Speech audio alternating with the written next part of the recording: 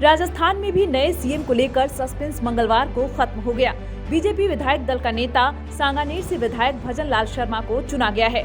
इसी के साथ एक बार फिर चौंकाते हुए नए चेहरे को बीजेपी ने मौका दिया है। इसके साथ ही 3 हिंदी भाषी राज्यों छत्तीसगढ़, राजस्थान और मध्य प्रदेश में हुए विधानसभा चुनाव में बीजेपी ने जीत हासिल कर सीएम चुन लिया है। विष्णुदेव साय बुधवार 13 दिसंबर को रायपुर के साइंस कॉलेज मैदान में छत्तीसगढ़ के मुख्यमंत्री के रूप में शपथ लेंगे। वहीं मध्य प्रदेश के मनोनीत मुख्यमंत्री मोहन यादव ने सोमवार को कहा कि नई सरकार का शपथ ग्रहण समारोह 13 दिसंबर को होगा। मध्य प्रदेश, छत्तीसगढ़ और राजस्थान में बीजेपी ने चौंकाते हुए तीनों राज्यों में नए चेहरे को चुना। ऐसा इसलिए क्योंकि राजनीतिक गलियारों में मध्य प्रदेश के सबसे ज्यादा लंबे समय तक सीएम रहे शिवराज सिंह चौहान और पूर्व केंद्रीय मंत्री नरेंद्र सिंह तोमर सहित कई नेताओं का नाम चल रहा था। लेकिन बीजेपी ने अन्य पिछड़ा वर्ग समाज से आने वाले मोहन यादव को चुना।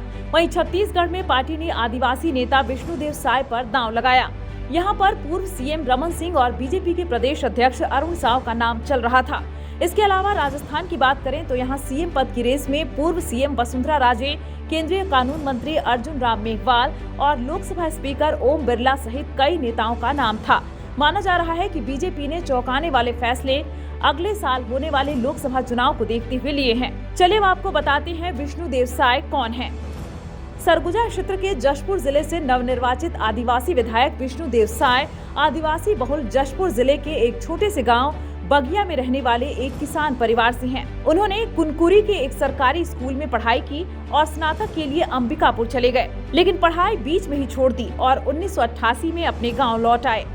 1989 में उन्हें बगिया ग्राम पंचायत के पंच के रूप में चुना गया और अगले वर्ष निर्विरोध सरपंच बने।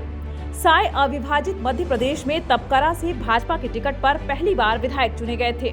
1993 के विधानसभा चुनाव में उन्होंने यह सीट बरकरार रखी। साय ने 1998 में निकटवर्ती पत्थलगांव सीट से विधानसभा चुनाव लड़ा, लेकिन असफल रहे। बाद में वह लगातार 4 बार 1999, 2004, 2009 और 2014 में रायगढ़ लोकसभा क्षेत्र से सांसद चुने गए। साल 2000 में राज्य निर्माण के बाद बीजेपी ने साय को 2003 और 2008 के विधानसभा चुनावों में छत्तीसगढ़ के पत्थलगांव से मैदान में उतारा था, लेकिन वह दोनों बार हार गए। अब चर्चा करते हैं मोहन यादव के बारे में।